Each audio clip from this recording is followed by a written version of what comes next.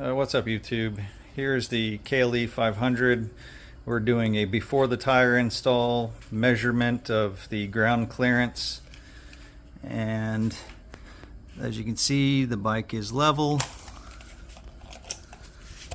And we have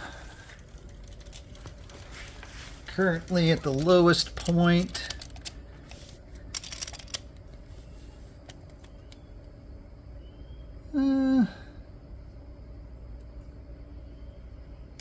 right under 7.5, 7 3/8 on the ground.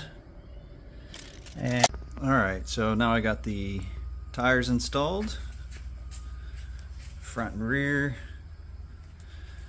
and it is level, and the new ground clearance appears to be well, if you don't count the bolts, it's about 8 inches. So before it was like 7 3/8, so I gained a little bit of ground clearance just adding tires.